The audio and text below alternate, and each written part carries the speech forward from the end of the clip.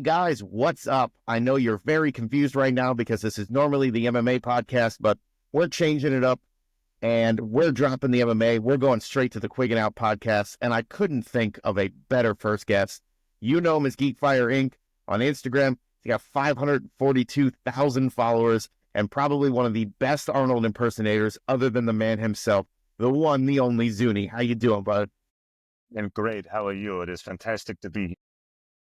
You got right into it. I wasn't even expecting it. But yeah, dude, we go in and out of it, dude. We're just gonna put your seatbelts on and enjoy the ride, baby, because we got time. We got time right now. You listen to me right now. I'm tired of your bullshit. Listen, we've been talking for so long, and I've been watching like just all these videos coming up, and I just gotta, start out and like tell people, if I don't know how they wouldn't know who you are. How did you get to start doing the videos and realizing that it was something that was kind of taking off? Because it's really elevated you to places I don't think you expected to go, given what you were doing. Yeah. So first of all, I had a tattoo appointment that went long. I'm in the car. Usually I'm at home with my setup. No disrespect to you or your audience. I'm in my car right now, and this is the best I can do. I'm a fireman. I was at the fires in Malibu. It's been a screwed week, and I'm very happy to go home after many days at work. So please excuse me. I'm a mess, but hey, that's my life. Thank you. So yeah. You do. So I guess, shoot, this could be a long story, but I will keep it concise as I can. We got time. Yeah. 2017, 2018-ish, I saw a potential in social media. I'm always doing something. I'm an entrepreneur kind of brain, entrepreneurial ADHD, if you want to call it. I'm always trying something new. I'm always trying to keep life interesting. I get bored really easy. So around that time, YouTube was really blowing up with family content. So I kind of thought about starting a channel for my kids and review toys. I'm very glad I did not do that. Because that seemed to put a strain on a lot of, to put a perspective, the hobby kids were really popular at the time, and my kids were of age and they were watching the hobby kids on YouTube. And I'm very glad that I did not go down that route. What I did do was I'm an artist at heart. My number one favorite thing to do, my favorite hobby is to draw and make artwork. So I started doing graphic design, and I'm a fireman. So I started doing graphic design for fire departments, and I started doing designs and logos and t-shirts for fire departments all around the world. That was pretty successful, but it got old, and a lot of kids, young up and coming future firefighters were asking me questions about the service and how they can be better, at oral interviews. And I'm really good at that stuff. So I started a podcast called Talking Out of My Stash. That was to help, people get hired on the fire department. So people were getting hired in fire departments all across the country. With my help on their interview prep and general knowledge, that was really fun. But that was financially draining, and it was also emotionally draining on my family. So I stopped doing that.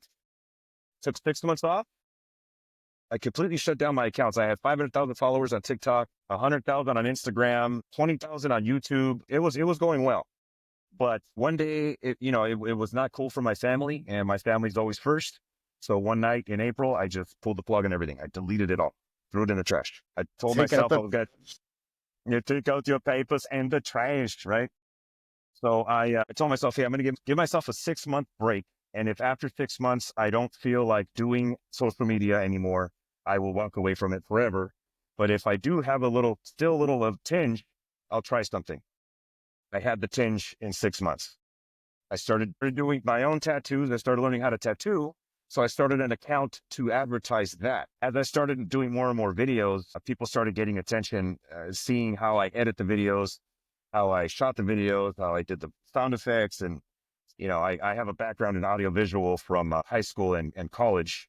I was a radio and TV broadcasting major. And I was using what I learned there to make videos and reels.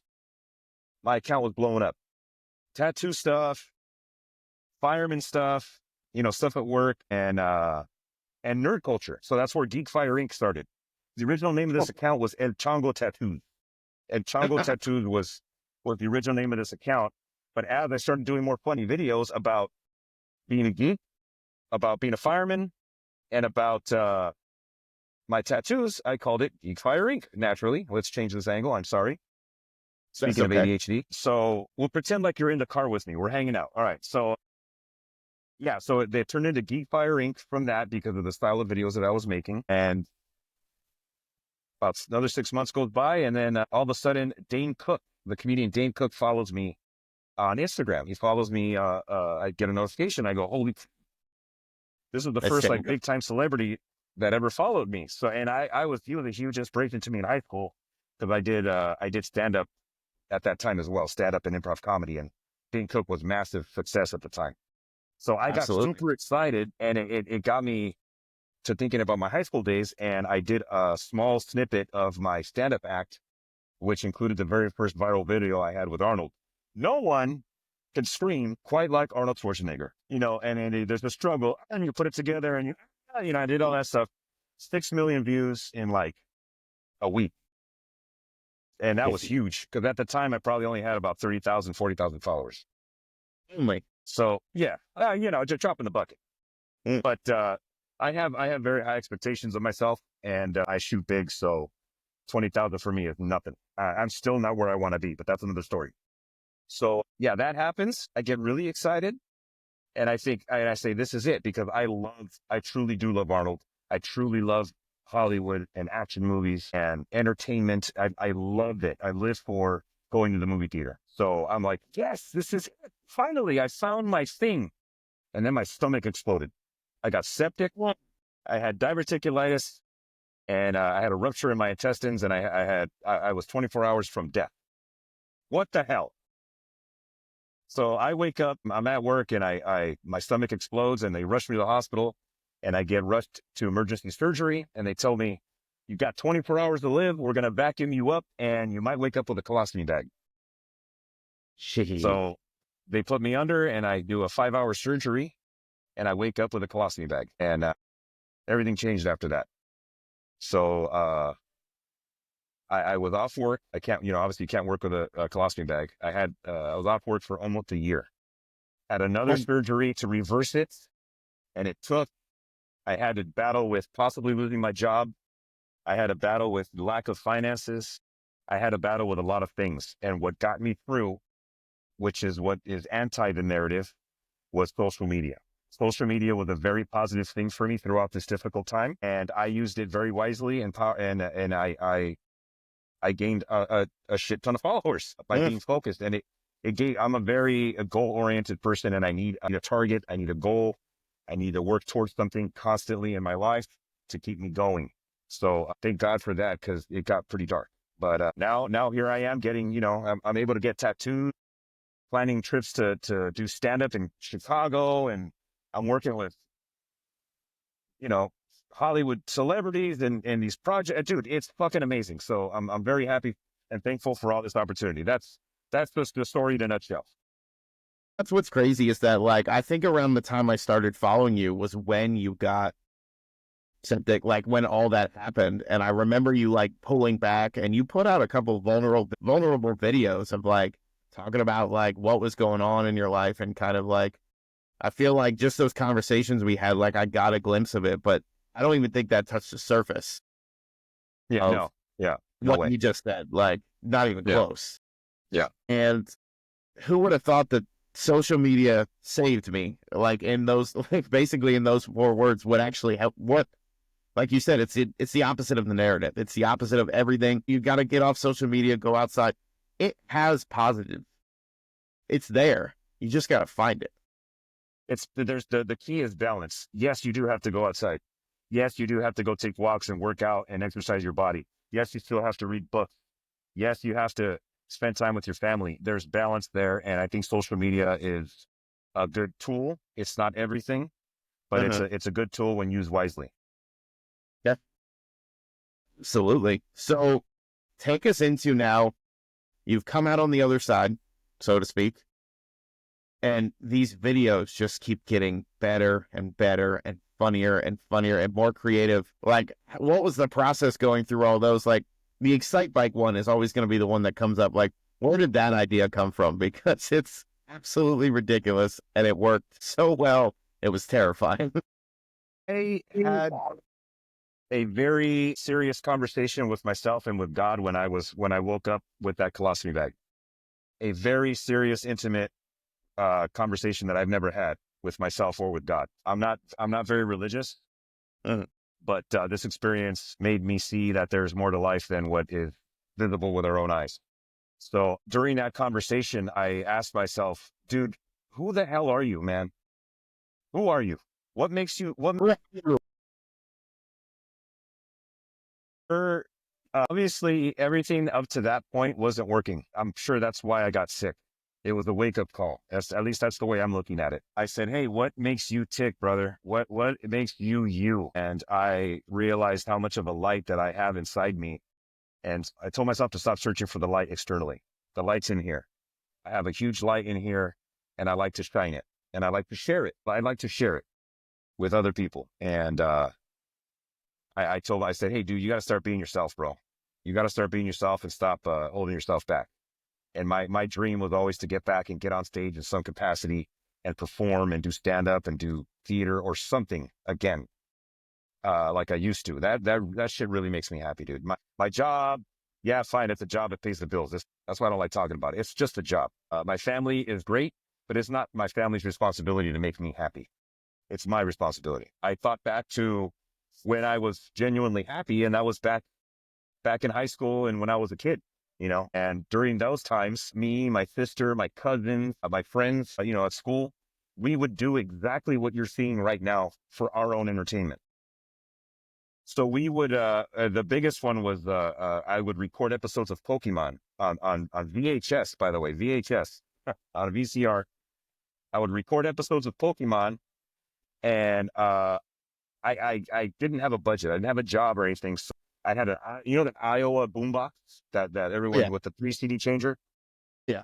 I would hook that up to a microphone and then hook the back of that stereo into the back of my VCR so that audio can go into it.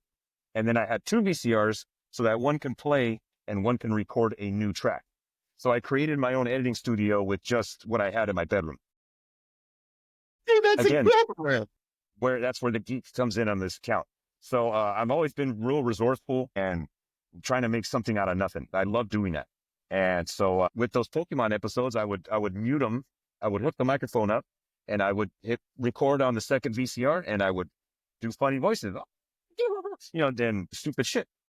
And we would fucking laugh our asses off, dude. And it wasn't it was for us. We didn't think anyone else was going to see it. So that was the humor. And there was Arnold. I was doing Arnold stuff then. And my Arnold impression has always been, if I'm bombing on stage, I do Arnold and I always dig myself out. It always wins. So what you're seeing right now is fun for me because it's nothing new. The only thing that's new about it is that I can now deliver it with my phone to the whole planet. That's wild, dude. And it's funny you say that. Like, it wasn't a positive experience, but I love stand-up comedy. And we saw Pauly Shore, and he'd be telling a joke, and it would be bombing. Like, horrible. And he would just go, the weasel, and the whole crowd, got you back. It's crazy to hear you talk about that journey and how you got to that, because we all want to be kids again. We don't want the responsibility, like the stress of adulthood, everything that comes along with that. But you're taking something from the childhood and making that, the VCR thing, I'm still trying to picture in my head, and I could see it. I could see all the wires running, the VCR sitting next to each other. I could see all that going. I want to say why Arnold, but we all know why Arnold. I'm that person too. You can't see it. The Conquer poster is above and behind the monitor right now. But that's always been a thing. Since I was a kid, I remember watching Terminator 2 and watching it over and over and over and over again. And as I got older, being allowed to watch Predator because, it's a little much. Yeah. Oh, yeah. But to the point where I loved it so much when I started working at Best Buy, which we'll talk about that because we found out before this call started that you were a blue shirter as well. So yeah, I found a group of guys and we started doing Arnold Paloozas where we would get together and watch nothing but Arnold movies. And we would find a couple good ones and a couple bad ones. And that's where Raw Deal came into play because I had seen Raw Deal one night on Showtime in the middle of the night. And I'm like, this is the worst thing I've ever seen. It's so and after watching it 3 more times, I'm like, this is the funniest thing I've ever seen. Yeah. Because some of the lines, you should not drink and bake. She throws the pie and he just moves. He doesn't move out of the way. He just moves his head. So The end classic. track with the Stones when he's driving through the quarry. I'm like, oh, just driving and shooting. Like, no big deal. Take down the whole crime syndicate by yourself kind of thing. Spoiler to anybody who hasn't seen the 1984 classic Raw Deal. But we started doing that, and it was weird to find other people who appreciated him as much. And it's a strange thing for Arnold growing up. Arnold, by the time I was growing up, he was a politician. He was getting to that point. That was a weird change to see him not as Arnold the bodybuilder or Arnold, the actor, Arnold the politician. Right. Our first Palooza, we watched Hercules in New York, subbed and dubbed. So literally like the original, and then what they did when they dubbed over his voice because nobody could understand him. Jeez. And that was 5 hours of hilarity because then he comes back and he's like, hello, I am Hercules. And you're like, nah, I like the other one better. And that's always been even the laugh. And then, of course, we used to have, we called it Arnold Fest in high school. We did the same thing. We'd have sleepovers and we called it Arnold Fest. I didn't get laid much in high school, gentlemen, and that's okay because I was busy making stop motion animations and wiring my VCRs together and hanging out with my buddies, watching Arnold movies, calling it Arnold Fest. So yeah, that's what I did in high school, bro. That's crazy. We tried to watch Jingle All the Way 2, which did not feature Arnold. And I think we made it like 10 minutes into the movie. We're like, this is the crap that exists. Isn't that like with Larry the Cable Guy or something? Yeah. But you look at some of we'll go deep dive into the Arnold. You look at, Conan and everything else, but then you look at like Twins and Junior. Then Last Action Hero, which I love Last Action Hero, but I can't watch it all at once. I can't. It's two different movies. Yeah, the movie feels like it's like 5 hours long itself. The pacing's all off, dude. Last Action Hero blows, dude. I'm sorry. It's like the last 45 minutes are fantastic, dude. I will tell you right now, the last 45 minutes, Arnold is being Arnold. He really settles in. His relationship with the kid is really airtight. The last battle with the villain is great. It's just the movie's a fucking mess, dude. It really pisses me off. I wanted that movie to be so good, and I was the target age when that movie came out. I saw that shit in the theater, and I was so pissed. I was so pissed when I watched that. I have to go off on that deal. Sorry, man. No. What's funny, because we went and saw The Last Stand in the theater, and we saw Sabotage in the theater. And that movie, I still feel like Arnold took the scene, and they said, you're going to call him fat. Ha, ha, ha. Walk out of the room, and he's like, no. 48% body fat. I'm gonna I've never seen that one. The room, they go to the gym. Yeah, it's all relative as compared to like his other movies. At that point, he was already washed up, so it was like, yeah, whatever. But with Last Action Hero was so heartbreaking because the year before, Terminator fucking 2 came out, and Terminator 2, I think I saw like probably 4 or 5 times in the theater. It was amazing. Yeah. It was incredible. It's still one of the best movies of all time. And then the follow-up to that with Last Action Hero, give me a break. Listen, Arrested Development has taught us Tom Jane had to do the druggy movie to do the family movie. Like, that's how it works, or vice versa. So sometimes still love the movie. Like I said, it is way too long. It's 2 different movies. And you're right, Terminator 2 stands to the test of time, and we could literally talk about that all day. But I want to talk about a particularly amazing one. Like I said, I pulled this out of the archives here, and the reason I'm bringing this up is because of your Comic-Con outfit, like your cosplay. Chill out. Why Mr. Freeze, and how incredibly excruciating was that? Because it was spot on. Why Mr. Freeze? Because Batman and Robin, for me, that came out when I think I was a junior in high school or a sophomore, around there. And first of all, there's only one thing I love as much as Arnold, and maybe a little bit more, is fucking Batman, dude. I love Batman. I don't care what Batman's doing. I don't care. He could be taking a dump for 2 hours. I'll go to the movie and watch it. I love Batman.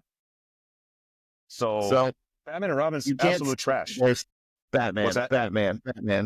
There's Batman all over this room. So I'm right there with you.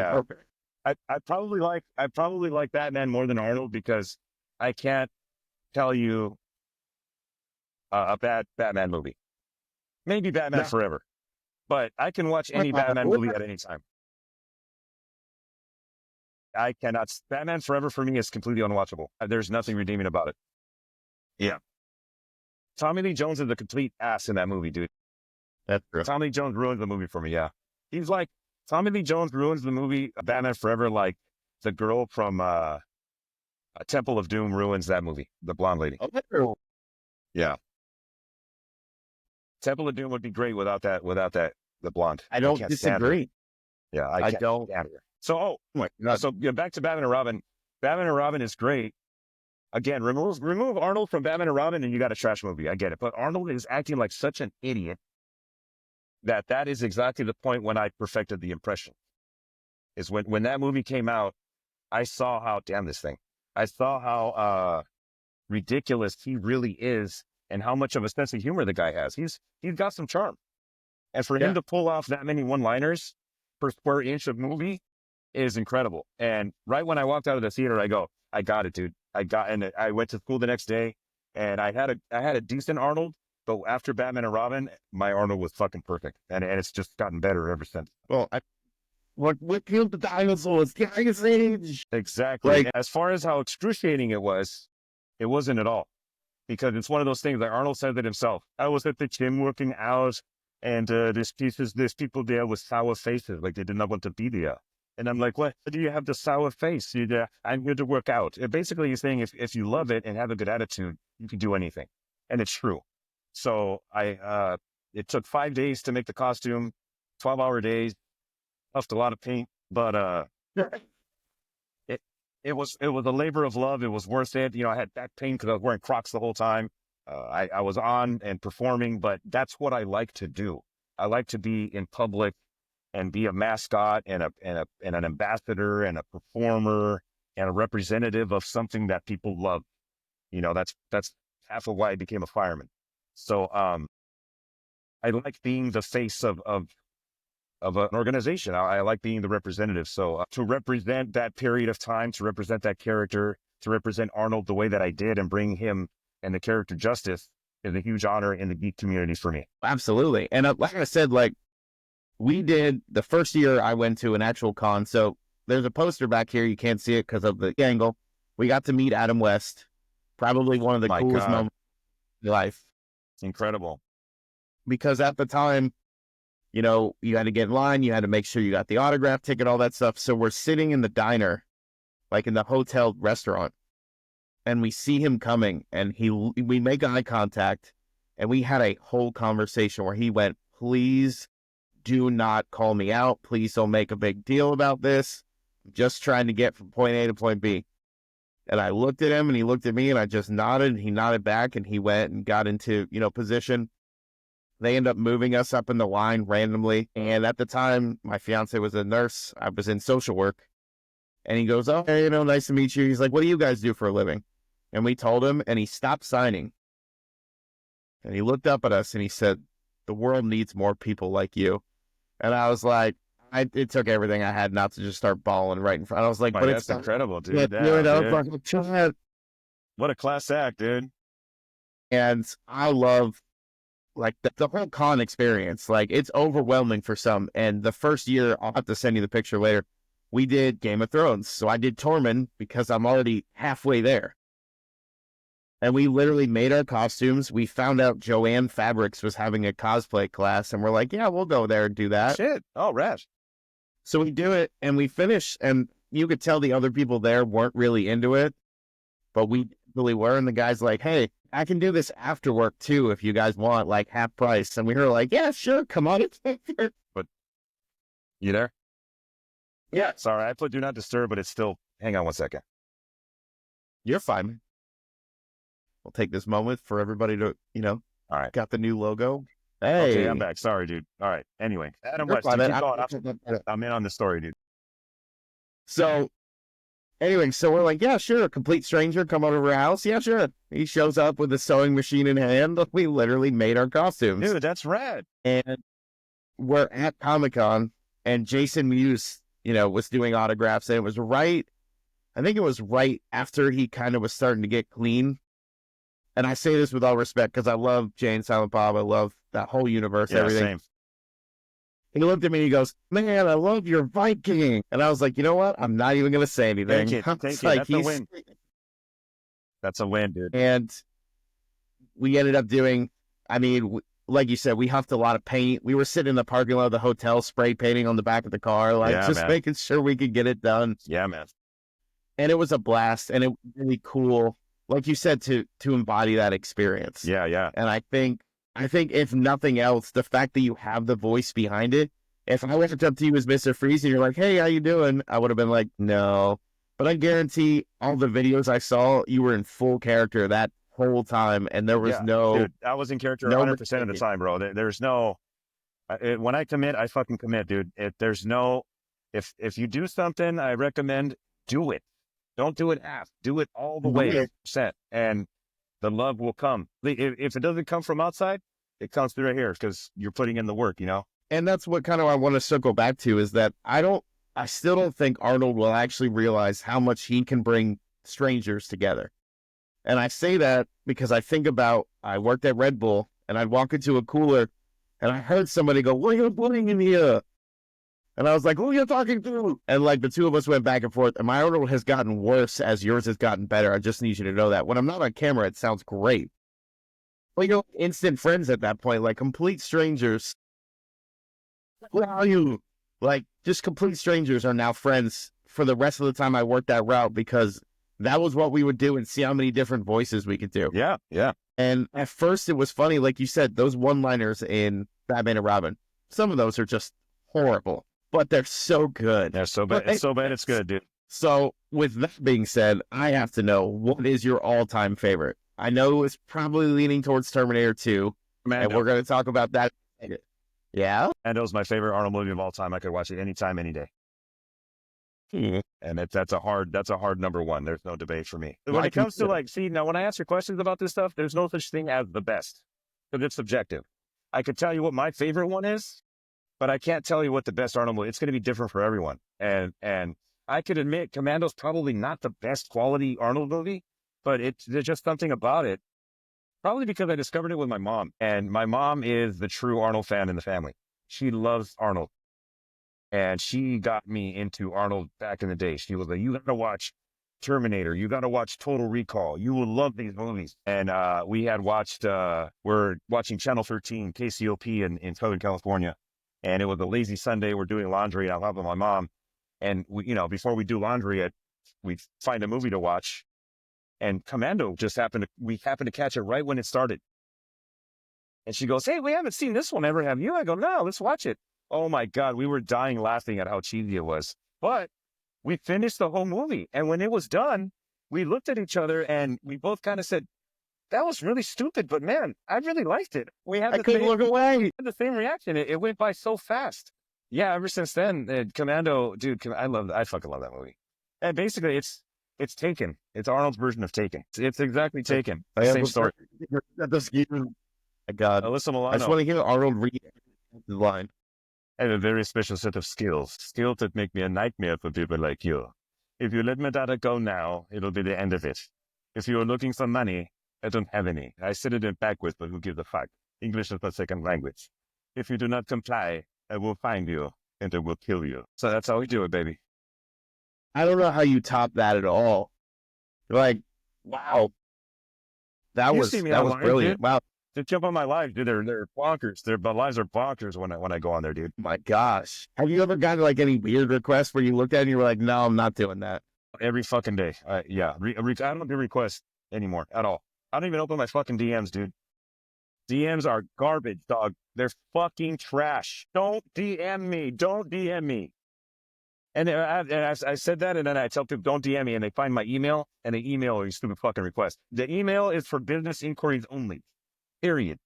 Like, come on. Can you think of one like off the top of your head that you were just like, what is wrong with you? No. I could just tell you that men send other men their genital pictures as well. And that's what I'm talking about, dude. I've gotten so many pictures of guys fucking dick pics, dude. It's disgusting. I don't know. God, dude. And I learned this with doing the fireman my fireman podcast and the fireman stuff, I learned that men are fucking weird, dude. And I don't know what it is, but guys try to outguy each other all the fucking time. It's like a competition, and I'm not competitive like that. If you want to win, go ahead. I'm on my own tasks. You know, I don't have time to worry about somebody else. But dudes are fucking weird, man. The thing that weirds me out the most is when somebody that I don't know and kind of lives near me wants to go get beer. It's really creepy. I don't understand it. Then do you think that comes with the fame? They think they just want to hang out with you because of the fame? No. Or they just want to hang out No, it's not anything like that. I think what it is we're of the age, or I'm of the age group that grew up with MySpace and it's AOL Messenger and things like that, where when and early days of Facebook, where you only followed your friends, or you only followed someone you knew, or you only followed someone that you wanted to get to know. We're from the era. Yeah. So a lot of people think that because I am on social media, that means that I want to have friends on social media, like to hang out in person. No, I am trying to get myself into places where I typically wouldn't be able to get into, like, you know, movies and radio shows and podcasts and things like that. Well, and I'm going into that. Thank you for that lovely transition. Let's talk about the remake. Like, let's talk about, like, insane. Like, how did that even come about? Yeah, so I'll give a shout out to the wonderfully talented and amazing Joe Goudet. Okay, we'll clear the air right now and say that Joe Goudet and I speak on a regular basis on Instagram and encourage each other, and he's always very supportive. So Joe is fucking amazing, and I appreciate him all the time. There's just a lot of people tend to like try to feud us and try to make a war between the two of us. I'm not participating in that. I'm here for positivity. I'm a positive person, so I want to keep that going. So originally the producer reached out to him, but Joe he's an actual professional voice actor. It's his job, so he has other commitments and he couldn't participate. So luckily, I started blowing up around the time when they needed a voice actor for the project. So the project was 100% AI, except for the voices, because I learned a lot about AI doing this project, and it's not a bad thing. Again, it's just another tool, but AI cannot recreate voices like it can recreate images right now. So they needed an actual person to go in and record. And I'm like, fuck yeah, dude. And it wasn't paid. I didn't get any money. It was all independent. And it was basically just a showcase for the visual effects AI artists and the voice actors to get their name out there. There was a premiere. I hosted the premiere. I went up on stage and, hosted a Q&A and did some, warmed up the crowd a bit and introduced stuff. And it was to see my name on a screen in a movie theater. I still get emotional about it. It's a dream come true. I can't imagine it was, because you talk about finding your purpose afterwards. In that moment before everything happened, if I told you, hey, within a couple of years, you're gonna see your name on a movie screen, you would have been like, nah, you're wrong. I mean, like, you're like, yeah, I like it, but no, it's not happening. I have always seen it. I have always seen myself doing great things. So that's part of the allure of Arnold. Arnold says that you have to have vision, and it's true. You have to have a vision. You have to see where you're going. You have to have a plan. You have to have a goal. And if you get, life happens, you might get pushed off that goal. You could always refocus and readjust. But what Arnold says about focusing and making plans and goals, it is really true. You can manifest anything you want as long as you want it enough and can see it in front of you. So I've always seen myself on the screen. I've always seen myself on stage. It's my true passion, and it's what I really love to do. I love that, because I was like, you couldn't see that, and you're like, yeah, I could. Yes, I could. And that wasn't ego. No. That wasn't ego talking. Like, that was drive and purpose, and like you said, the vision that comes with it. Yes.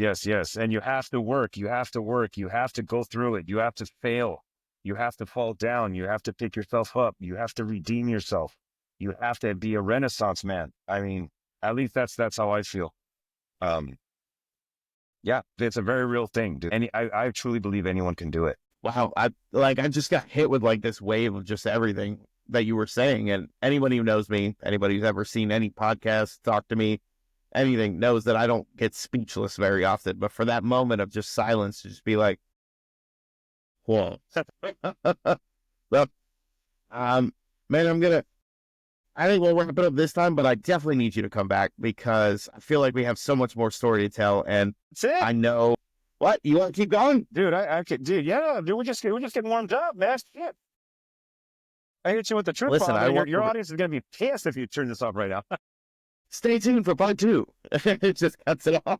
Yeah, right? That's a same bad time, same bad channel. Oh, man. Listen, I met 2 Batmans. I'm trying to get Keaton on my list, but I did meet Val Kilmer Shit. when Nice. he did Citizen Twain. So it was Okay. right after he had the throat cancer. Okay. I met Michael Keaton when he was filming Desperate Measures. Yeah, he's awesome, dude. Well, here's the important question. Have you met Arnold? No, I have not. I don't know how that hasn't happened for you yet. Like, He's a busy guy. Yeah, and so am I. He's a busy guy, and so am I. And what's funny is that initially that was the goal, but this has turned into such of its own thing that I'm good doing just this. It's brought so much joy to people and myself, you know. Well, it really has. And that was the other thing. Like, I didn't know you before any of that. And I saw the videos and I'm like, this guy's hilarious. Like, this is somebody having fun with it. Exactly. And knowing everything you just told us, like everything you just talked about, it's going to make me want to watch him even more. Yay. Thank you, man. That's awesome. Appreciate that. Because you see, you're not doing this for fame. You're not doing this, for fame and fortune. You're not doing it. You're doing it because it's fun. Yeah. And people have lost sight of that. They've lost sight of why they're doing the things they're doing. That they have this hobby and they keep doing it and they start to not love it anymore because it's their job. And they just give it up. You got to find a balance. You got to find something that you push for, that you move for. And with you, like, who would have thought it was Arnold voice? Like, you've been doing it since high school, the stand-up, and we're going to talk about the stand-up because I need to know when you're doing stand-up in Chicago because I don't live in Chicago, but I'd go see that. Like, look. Where do you live? Or what? I'm in Florida. Okay. Oh, dude, I got a ton of followers from Florida, dude. I was supposed to be there now, but unfortunately, my schedule at work is very challenging. So I'm trying to remap that. But the goal is to eventually come up with something where I can go and tour the country. And if that requires like I might even start out doing like hotel conference room for 50 people with food, and we can hang out and have a comedy night or film my podcast live with an audience. And it could be in different locations, and we can go to Florida and Texas and Atlanta and New York and Oregon and all the places where, where I'm welcome. I like Oregon coming up. That was good. What's that? I said, I like Oregon. You're like Florida, Texas, New York, Oregon. Yeah. Those are my top states of followers. That's crazy. Yeah. It's nuts. I mean, around here, I'm not trying to toot my own horn. I was like, but I can make some calls. Like, I'd probably get you a decent sized space. Yeah. I mean, and that's the goal is, I mean, we can go to work and get this actually done. I just, I'm really working on my communication, my man, because I could be a little much, and I'm trying to balance my scheduling and how I dispatch people that want to help me. You know what I mean? So. Yeah. Listen, yeah, but yeah, the vision is to have a stage. It would be ideal to have an actual stage like at a community theater or something, or make it a conference hall or a conference room and do a live episode of my upcoming podcast, on the road. Yeah, I think that's a great idea. And I don't like, I would love to see it come to life. And I'm right there with you. Like, for anybody watching, they're going to be really confused when this comes out because the last 73 episodes have been about MMA. I've peppered in some different things. I got some people from BattleBots because I love BattleBots. Right, I've always loved BattleBots. That's a good one, yeah. And I've gotten to talk to people who built BattleBots, who competed on the largest stage. Wow.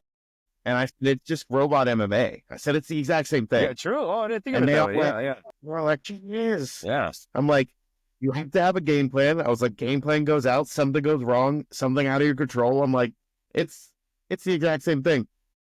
And then I had a 70-year-old purple belt. I think she was a blue belt then. Now she's a purple belt in jiu-jitsu. And then the godmother of drumming, who was on Jimmy Fallon. She did some Drumeo stuff. Like, I just brought different people in because I was like, I want people to see the differences and everything else. And I said, let's just drop the MMA. I started covering MMA in 2009. That's when I loved it. Fell in love with it. 2010 is when I started, really. And it was telling the story. It was getting behind these fighters and talking to them like they were actual people instead of just, oh, you guys fight in the cage and that's it. I'll never forget sitting outside of a Starbucks with a digital voice recorder on the table and my phone on speakerphone because at the time, there was no other way to connect the two devices. Yeah. And I remember talking to Liz Carmouche, who ended up fighting in the UFC years later, was one of the first female fights in New York and for the UFC.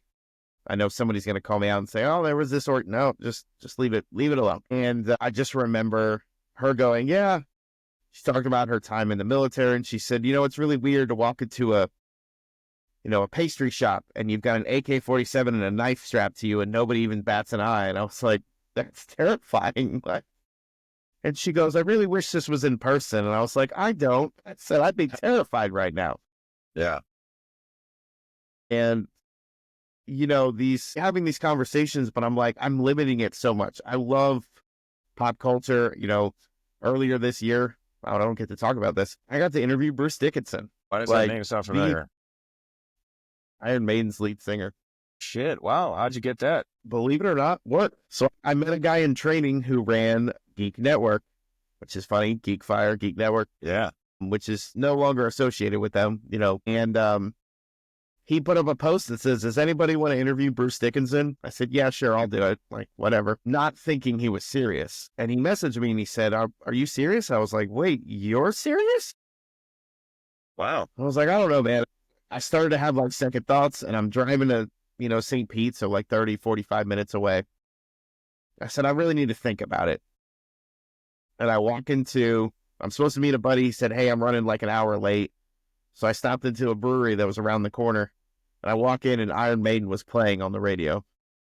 It was meant to be. Yeah, that's it. So we scheduled the interview. And I had laryngitis like the morning of. Boy. Like no voice completely. And they're like, we can reschedule. And I was like, I don't know. I'm like, if I lose this, that's the end of this. Like, I'm not going to get another chance. And they said, don't worry, we got you. I said, okay. I don't hear anything for like a month. And they reached back out and they said, okay, we're available this day at like noon, which was in the middle of my workday. So I just took my lunch during that time and I start the interview and I say, we could sit here and talk about everything you've accomplished as, a musician, as this. I said that we could be here for days. And he just goes, please don't. And my heart sank because I went, oh God, he's not cool. Like he's going to be a jerk right off the bat. And he goes, I need my head to fit through the door when I leave. And we were both laughing and I was like, okay, we got this. Nice. And it was one of those things like bucket list items, like having a podcast with you this year. Didn't have that on my bingo card. And here we are. It's that vision, the whole Quiggin Out thing. We talked about my last name being Quiggins. When I worked at Best Buy, I had a manager who I'd get upset, I'd get mad at. And one day he goes, stop quigging out on me. It was like a light bulb went off. I was like, well, that's good. And that was 14 years ago, almost 15 years ago. And it's stuck.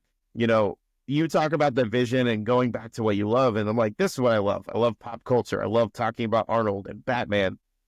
90% of those Funkos behind me are the 1966 Batman collection. Yeah, hell yeah.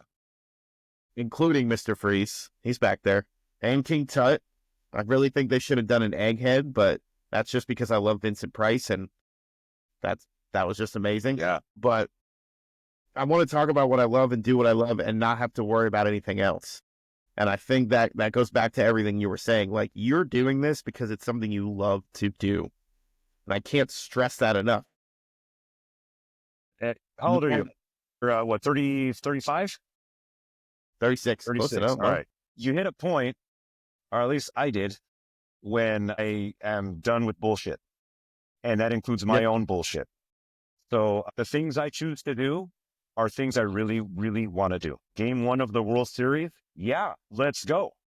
Get a tattoo of Arnold in LA for 4 hours? Yeah, let's go. Do nothing at home and sit there all day. Sure. You know what I mean? It just comes down to learning that, dude, time is so finite and abstract. And what you do with it is what counts. And I'm not the kind of guy that's going to be miserable with some wife I hate or hates me, first of all. And then I'm not going to be this dude that just punches the clock at work and goes home every day. Boring. Yeah. Even if it's a fucking being a fireman, whatever it thinks it's glamorous and this and that. It's not. It's a job just like any other. And I need a little bit more than what that gives me. And when I get home, it's fun time, you know? And so this is where the road has taken me. I'm divorced. I'm single. I have 2 kids I look after that are wonderful. And they it's, you know, it's been a bumpy road, man, but it was all to get me to, I know that's the way it is for everybody. The universe will point you in the direction that you should be going, and you got to listen. Yeah. And you're right. And that's what it comes down to is, you know, I haven't actually said this out loud other than like one other person. Like the whole idea of dropping the MMA portion is me essentially retiring from covering fights. You know, I spent a lot of time doing what I love, and it got to the point where it's not doing it anymore. Yeah. You know, I've covered events and I've been spoken to like I'm a child. No, that's not good. I've covered events and been yelled at. No. Like somebody, and I'm like, well, I didn't do anything. And you go to the event, there's no chairs, there's nowhere for the media to sit. You're just supposed to kind of figure it out. You're supposed to be security to stop other people coming in. I'm like, that's not what I'm here for. And it became so, you know, we covered an event and I got to take my best friend, the one who got me into MMA in the first place, and he came down as my assistant, and we get to the media table and they're like, oh, where's your tickets? And I said, we don't have tickets. Like we're media. And he goes, oh no, you have to buy a ticket to the event. And I was like, we just drove 3.5 hours down here. Please don't tell me that. No. And the guy next to him goes, no. He was like, sorry about him. He's like, you guys are fine. Here you go. But so it was what do you mean you covered MMA? I mean, with this podcast? Is that the podcast will get you to impress stuff, or was it something else? So I started in 2010 is when I started writing for a magazine. It was the Ultimate MMA magazine. Right. And then I worked for them for a few years. It was 4 years. And then they went under completely, just disappeared. And because they told me when they started, they said, oh, we can't pay you. They said, we can't pay you. And I went, I don't care. I was like, I just want to write about what I love. And I wrote and they published me, and then they sent me a check. And I made like $125 off of one page. And I went, this is the greatest day of my life. I was like, I got paid for what I love. And in 2014, they went under, and there was a site called Combat Press. And they were just, from what I remember, they were just kind of starting up. And they said, you know, we're looking for writers. Send us a couple of things and we'll talk and see what you've got. And I remember I sent them a few stories, and they're like, you're in. And they're like, just so you know, like, we can't hire you. Like, we can't pay you. And I said, I don't care. And in 2015, I wrote an article about one of my least favorite fighters, which I'm going to get flack for this because I'll actually say his name for once. Conor McGregor. Total piece of shit. Terrible for the sport. Whatever the case, however you feel. But I ended up writing an article that said, you know, a loss for their champion was a win for the UFC. And it got like 10,000 views in 2015. And for an article with no video, no pic, nothing else, that's huge. To get that, I was like, this is, I've got a platform. Yeah, exactly. And, you know, I interviewed Mike Perry. Like, Mike Perry, I've been watching since 2013 when he fought in Newport Richey, Florida. And, you know, he's boxing Jake Paul and all that stuff. Like, it's weird to see like this kind of stuff happen. To see somebody I used to watch fight in a hockey arena. Like a small hockey arena. Yeah, that's badass. RIP. I think the All Sports Arena is dead, but getting to talk to these people, but I did it for fun. I did it because I love doing it. And, you know, shout out to Rob and Brian and Dan, you know, these 3 guys that ran the site. Dan runs it now, like took me under their wing and really like helped me and really pushed me. And Dan and I covered the last couple bare knuckle fights that were over in Lakeland. We had a blast, and it was always a fight though. Like, you were always fighting to like find somewhere to sit or find a power strip or find this or find that. Yeah. And I know that seems weird, but I'm like, if we were there to cover it and provide coverage for you, and it seemed like we were always just getting pushed around. So That's not I good. know that's going to be eye-opening, and somebody's going to be like, you didn't do this and you didn't do that. I just don't like where the landscape has gone for the media. We get denied media credentials because they said, too many people applied. Yeah. So you don't do that anymore, right? And You don't do that anymore? yeah, as of a couple months, I finally decided, Okay, great. this That's is the last great, year. dude. That's great. Yeah, good for you. But it's, I haven't said that to anybody else. So it's like, hey, everybody gets to hear it here first. Good. Yeah, there you go, man. Yeah. Changing this podcast, the shirt I'm wearing, it's not an accident. The flag that's behind me, Drum Quig, that's me and my dad's podcast. Like, I started doing a podcast with him because he lives in Kentucky now and I'm in Florida. And I was like, let's talk to drummers. Let's talk to musicians. Hey, I let's like have that. the That's a good same. idea. And, we've got a slow start. I think we got 12 episodes in this year, but we're going to get it up and running and we're going to get it moving. I've got a couple people in the works and it's that excitement again. And it's the same thing with this, is that I don't have to figure out how MMA fits into the podcast. I just want to talk to people. I want to talk to my friends. I want to talk to whoever I can and just share their stories instead of focusing on one facet. You talked about that. I didn't know this was going to end up being about me so much, but thanks for that. Yeah, man. It is your show, dude. Is it? Oh, yeah. shit. I forgot. But talking about, going back to, everything that you've done, I think you said it before the show starts, and I'm only going to bring it up because you said my ego's at the door, and I think that's how you carry yourself every day. I don't think you had to change anything. Okay, that's right. That's right. I constantly have to fucking evolve, dude. I'm the same guy. Yes, at my core, and I do the same kind of stuff. But the way I do stuff and the way I approach things and my reactions to things these days are very different. And that took a lot of work, a lot of being humbled, a lot of being humbled. And I think my job for that, I've learned a lot from my job, and I'm thankful for that.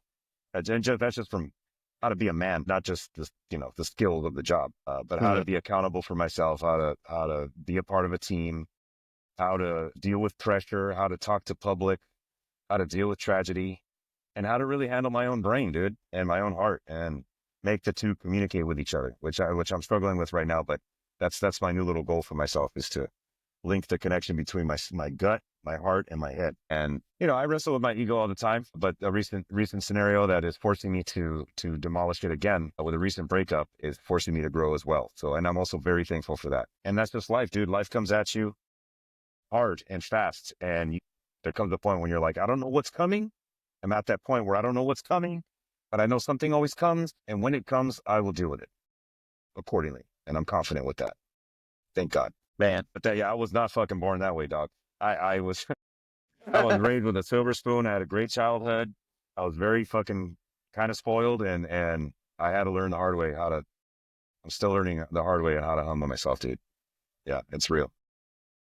But you're acknowledging that, and that is more than most people can say they've ever done. Yeah, well, I tell you what, dude, I failed paramedic school, and I blamed everyone else. I blamed the preceptors. I blamed the school. I blamed everyone else but me.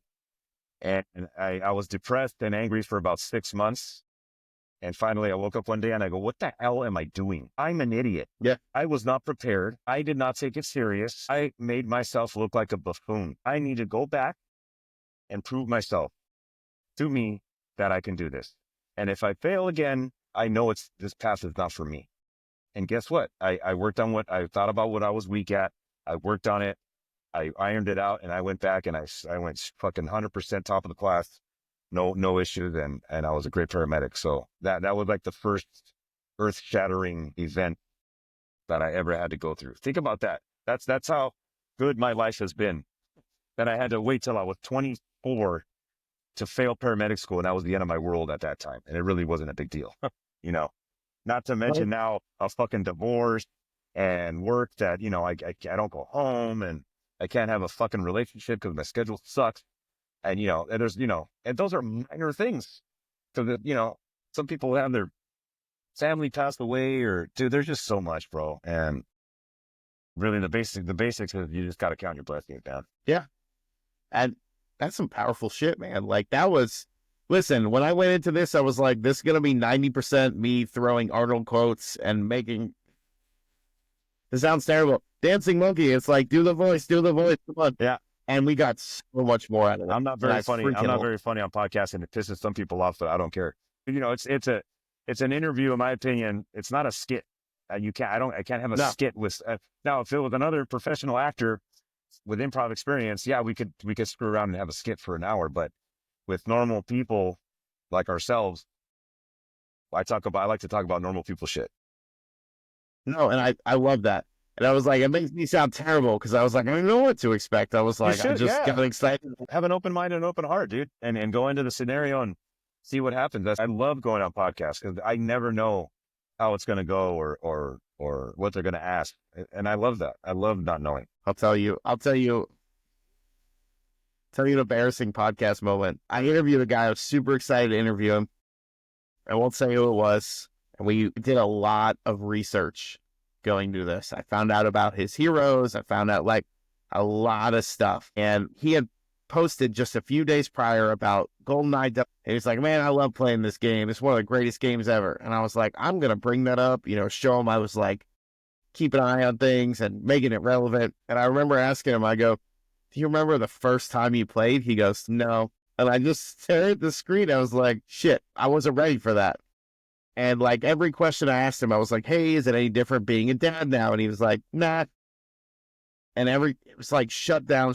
And I could hear the kids in the back, one of the kids in the background. I could hear some noise. And I was like, hey, man, I appreciate you taking the time. I won't take up any more of your time, And he goes, okay, man, thanks a lot. And we hang up. And all I did was turn off the camera. I didn't end the call. And I just went, oh my God, that sucked. And I know he heard me. Oh, fuck. I know he heard me because I got a text an hour later apologizing. And he's like, hey, man, he's like, I just wasn't really in the mood to do a podcast tonight. I just wasn't really feeling it, but I didn't want to let you down. And I was like, no problem, man. I said, we will reschedule. We'll do another one. Water under the bridge. Good for you. Never talk to him. Never talk to him. Hey, way to set boundaries, dog. That's what I'm talking about. But I was like, oops. Hey, you know what, dude? That's how you felt, man. And it had to happen. Screw that guy. Yeah. And it's funny because, I've reached out and, one of my favorite interviews when I was doing just phone interviews is there was a fighter. I'm going to call you out, Mike Pyle. I'm going to call you out, who saved somebody's life while we were on the phone. So he's in a parking lot. I think he was at a Home Depot, and this lady almost got T-boned by somebody else, and he hit the horn and they swerved, and it avoided like this what would have been a pretty horrific accident. And we're on the phone. He's like, I just saved somebody's life. I don't even know how we finished the rest of the interview. I don't remember anything else about it.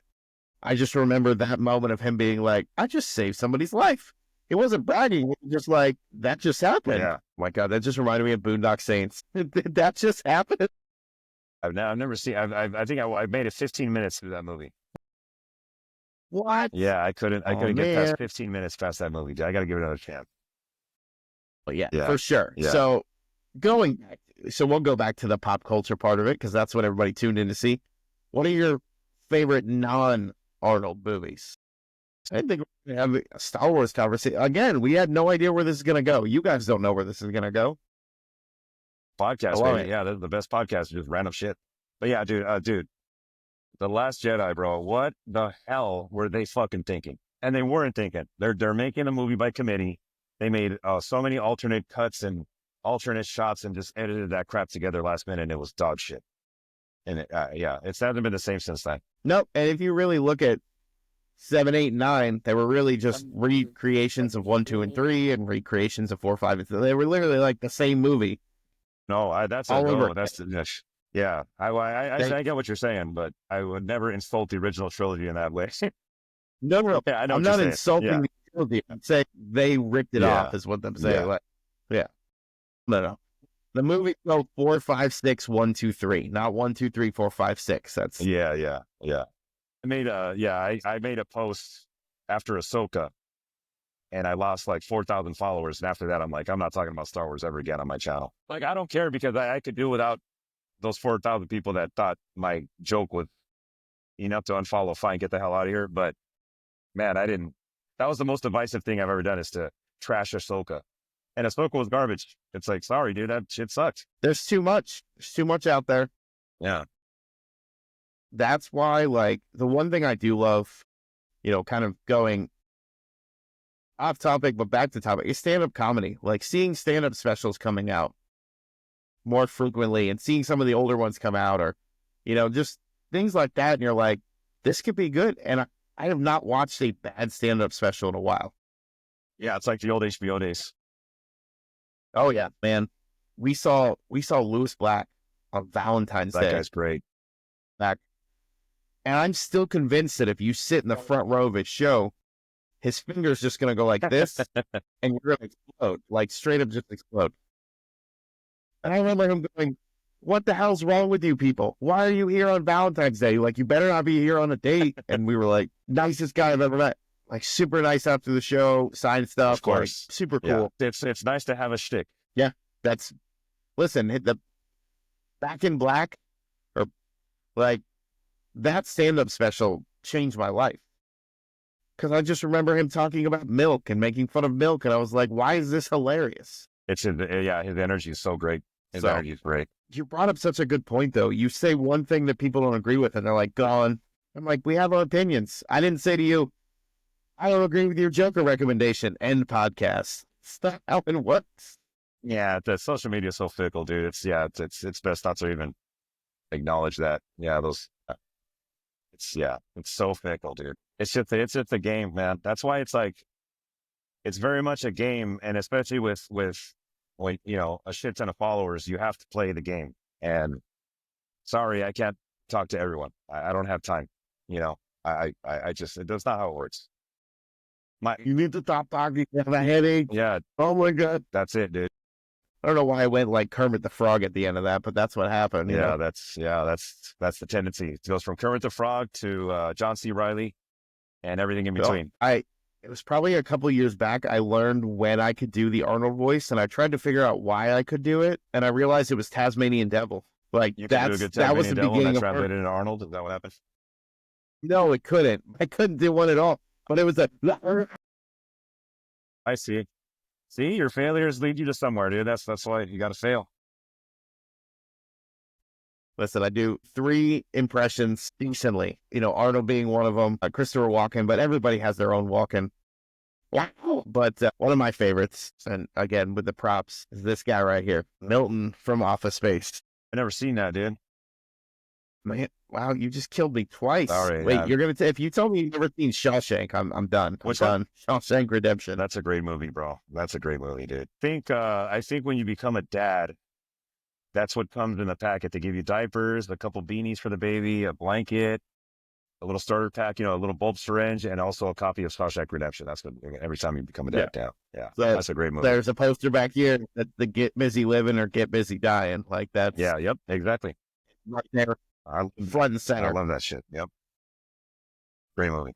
I have so much stuff back there that I don't have enough wall space to hang it all. So I'm like, this is going up today. So, my man, I just wanted to thank you, like, more than anything, for doing this. I know how busy you are. We talked about it, and I appreciate how accommodating you were. Yeah, man. Because I know how much you're doing. And like you said, you're out there working your ass off. Star Wars, the original trilogy, and I've come to appreciate the prequels recently because of the dog crap that's coming out recently. So the original trilogy is my favorite, followed by the prequels. I love the Back to the Future trilogy. I love the Lord of the Rings trilogy. Pulp Fiction is my favorite movie of all time. Yeah, Batman. Again, like I said, if Batman is on film for any capacity, I'll love it. Justice League was crap, but I loved it because I love Ben Affleck's Batman. Really? I love Ben Affleck, dude. I have such a crush on him, and him as Batman was like my 2 man crushes put together. And I wish he gets another crack at it because he to me is ideal Batman. He looks the part. I fucking love Ben Affleck, dude. Well, and we're good. I never thought this would be the conversation. All right. The quintessential question. What's that? Is not who is the best Batman.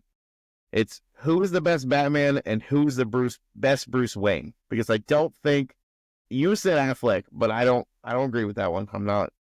Oh, there's no such thing as the best. Like I said, it's subjective. So my favorite is, God damn. I think that Christian Bale's overrated. Let's start there for me. Okay. I love how Ben Affleck looked as Batman, and I love how he played Bruce Wayne. I really do. Who else? Michael Keaton is a little overrated also. I met him in person, and he's my height. That disappointed me. But let's see, who else was there? Dude, I'm gonna have to go Adam West, bro, for both. I love Batman 66 is my favorite Batman thing. Hands down. I love the villains. Love Cesar Romero, in my opinion, is my favorite Joker. My God. Cesar Romero is my favorite Joker. My number 2 favorite Joker is Mark Hamill from the animated series, and that's it. It ends there. Those are the only Jokers that exist for me. Yeah. It's very controversial about the Heath Ledger thing. I thought was cool, but it wasn't the Joker to me. Yeah, I thought that again overrated. Joaquin Phoenix or Jared Leto? What's that? I said, how did you feel about Joaquin Phoenix or Jared Leto being Joker? Oh my God, I love Joaquin Phoenix. You know what? I forgot about Joaquin Phoenix in the first Joker. I'm probably going to watch the second Joker tonight because I saw it's on HBO Max and I have to take a look at that movie. But yeah, no, dude, the first Joker is one of my favorite movies too. I love that movie so much, bro. It reminds me of it basically, if you want to know what it's like to be a paramedic, it's Joker. The feeling, the frustration, the anger, the sadness, the confusion, it is personified in that movie so well. I call it Paramedic the movie. Yeah, dude. Man, hit me with a controversy, because I would say I hated Christian Bale's Batman. Yeah. I just hated the voice. Yeah. Now, if he had come out and said, I would have loved it. Like, I thought Michael Keaton was the best Batman. And I thought Christian Bale was the best personification of Bruce Wayne. Yeah, he was good. Keaton, that's true. I can agree with that. Michael Keaton, man, just didn't make sense. He was bumbly. He was this, he was that. But I was like, maybe that's what he was doing on purpose. Like, yeah, his Bruce Wayne he wanted it to be the opposite of, like, his Batman was very like ballet and poses and smooth and confident, where he wanted the Bruce Wayne to be more dorky and confused and befuddled, you know, and I respect the choice. You know, now that I think about it, Christian Bale's Bruce Wayne was pretty freaking good, dude. Yeah, it was pretty good. And I love The Dark Knight. I thought that was one of the better Batman movies. I thought The Dark Knight Rises was so bad. And what bothered me the most is that, you know, having Bane's voice redubbed and it still sounded that bad. I was like, come on, guys. Yeah. You know, what was it, 2009, 2011 by that point? I was like, you could pull this off. Yeah, that was a weird choice. So your favorite Batman movie is what? Batman Returns, probably. Wow.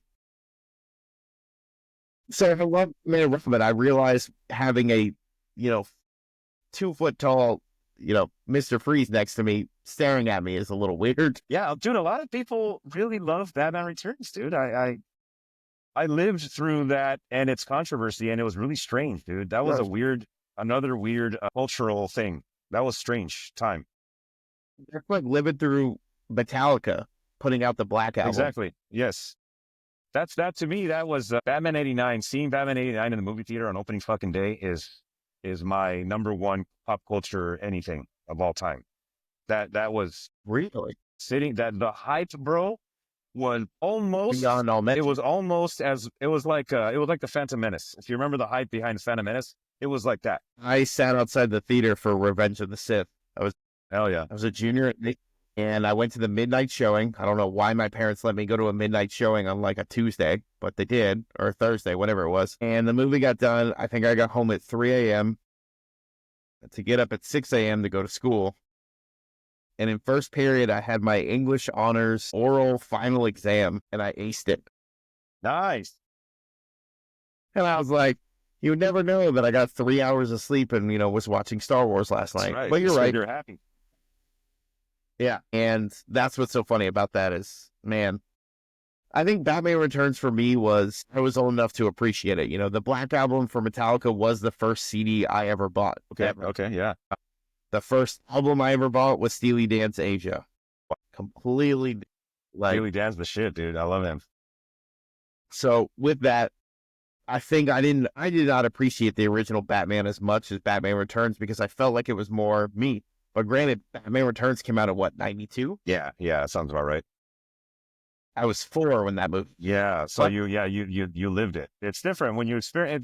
That's part of the streaming shit sucks, dude. There should be, the movie theater needs to continue because you need to see people react. You need to be part of the community. You need to feel other people's energy and excitement. And that's what we're really missing that these days. There's a real disconnection between people because we're all on a separate device getting fed an individual algorithm, where before we were all in the same fucking wavelength. We were all feeding the same stuff at the same time.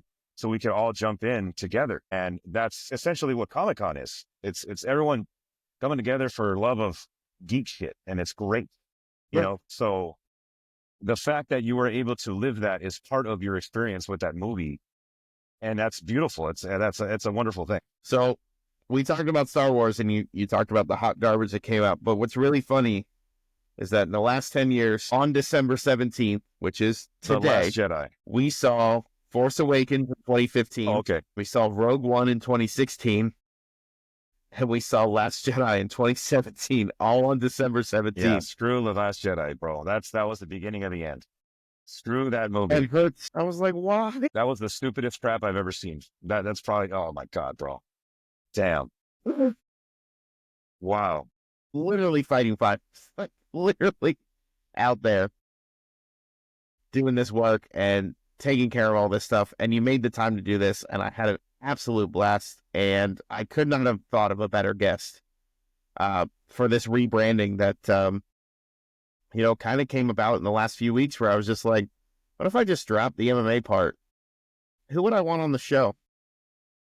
I want Zuni. I want him. And that's going to happen. So that's where we are. I'm glad we can make it happen, bro. So, man, thank you for your time. I hope you have, what do you have, about an hour and a half now left to drive? About an hour. Yeah, no worries. So I appreciate you, man. I could probably talk to you all night, but I'm going to save some for next time. I just genuinely hear everything you talked about, every passion, every push, like changed my mindset. You know, some of the decisions where I'm like, maybe this was a good idea, maybe it was. It was. You know, follow your heart, brother. Just follow your heart, man. Trust it. It talks to you. Your gut. Follow your gut. And to everybody out there, GeekFireInk, you can't miss him. Not only some of the funniest content you see, but the closest thing to Arnold I've seen out there since Arnold himself. And I know that's saying a lot, and somebody else would be like, oh, this person. No. It's the knowing that you can make fun of yourself and have a good time, and knowing Arnold's sense of humor really puts you above the rest. So I'm not trying to boost you up, but that's how I feel about it. And as you said earlier, it's my show, so I can say what I want. Absolutely, dude. Absolutely, man. I love it. Thank you, dude. I'm glad you enjoy. So I'm happy you enjoy, dude. I appreciate you, man. And until next time, guys, I hope you had a good time quigging out.